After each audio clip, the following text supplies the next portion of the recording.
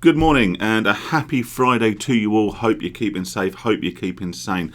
Now, when I was a much younger man, one of my favourite TV shows was Bottom. Now, that was an anarchic comedy starring the late, great Rick Mayall and Adrian Edmondson. Wouldn't get away with it today. Lots of slapstick violence, lots of dirty humour, but it was brilliant.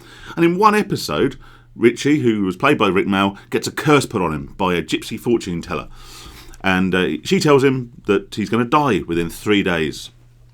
Obviously, with no real basis or logic. I mean, this is just a pop-up tent at a carnival. But anyway, he takes this doom-mongering, scare-mongering prediction to heart. And he's really panicked that he's going to die of, well, he doesn't know what. So he goes to the doctor. And he says to the doctor, "Doctor, I'm going to die." And the doctor says, "Well, how do you feel? What's wrong with you?" And he says, "Well, there's nothing wrong with me. I'm absolutely fine. I'm a picture of health. Tickety-boo." Don't get enough tickety-boos these days. Anyway, so he says, "I'm absolutely fine. No symptoms, feel absolutely brilliant." And the doctor sends him away and says, "You're wasting my time." How does this sound familiar? We're at a point now where we're being told something terrible is going to happen to us if we step out of the house, if we socialise, if we go to the pub, we go to the theatre, we mix with too many people with the windows shut because it's bloody cold outside. We're being told to take tests when we don't feel ill. We're being told to take tests to determine that we've got something that we didn't know we had. And what's worse than this stupid, scaremongering, doom-mongering advice, like the gypsy woman from the tent in Bottom, is that people are going along with it. Now, I appreciate that in certain sectors, in education and healthcare, people are being told they should be taking tests at regular intervals as part and parcel of their employment. Now, I have a fundamental issue with this, but I appreciate that quite often you don't want to rock the boat and you don't want to risk any kind of issues within your employment by rebelling against what you've been told to do. But I know people who are taking tests, I would use the word recreationally. Oh, look, let's see if I have a virus today. Oh, look, it's positive. But you weren't ill. You still don't feel ill. So now all that's happened is you've become a government statistic that they can now beat you round the head with and impose a lockdown, either by stealth through the increase of measures and all the rest of it, or an actual lockdown, which seems increasingly likely to happen after Christmas or in the new year. Not only have you become a statistic they can beat you round the head with, you've now fucked your own Christmas.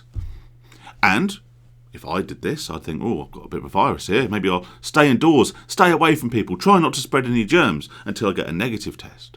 No, people go out and shout about on social media, well, that's my Christmas ruined, I can't see my friends and family now. Well, isn't that just great? It's your fault. You not only took the test, you chose to share the result of that test with everyone around you. Maybe keep it a bit strum. Maybe say, oh, I'm a bit ill. I'll have a couple of days in bed, drink a lot of water, take my vitamins, and then I'll take another test. Oh, look, it's negative. Now, lovely job, we can crack on. Where are the mince pies?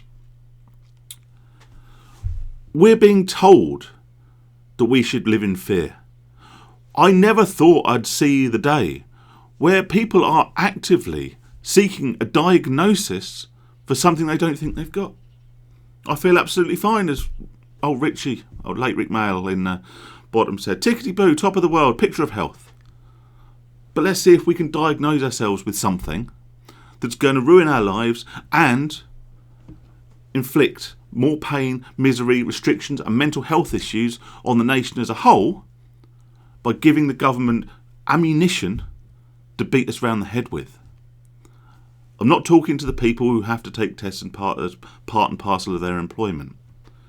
I'm talking to you lot, the same people who just blindly follow the mask mandate. Think about it, right?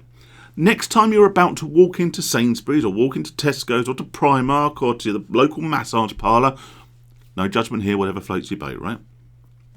And you're just about to put that bit of dirty cloth that's been loitering in the back pocket of your jeans over your mouth and nose. Think about it. If a mandate is illogical, impractical, and you don't agree with it, then what good are you doing by going along with it? You are perpetuating a system of control.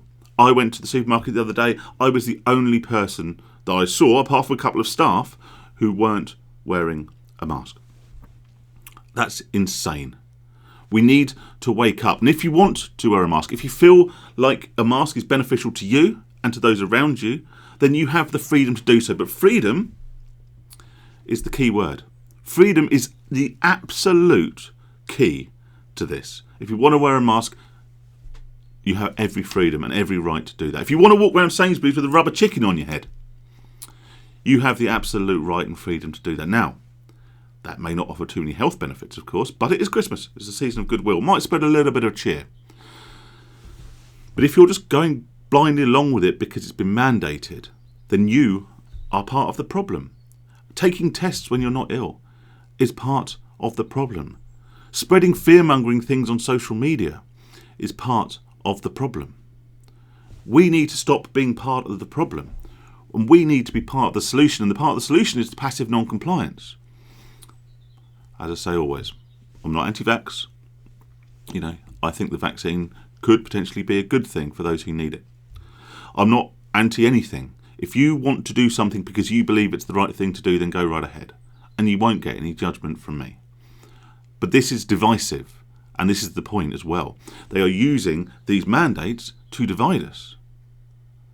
Maskers versus non-maskers, vaxxers versus anti-vaxxers.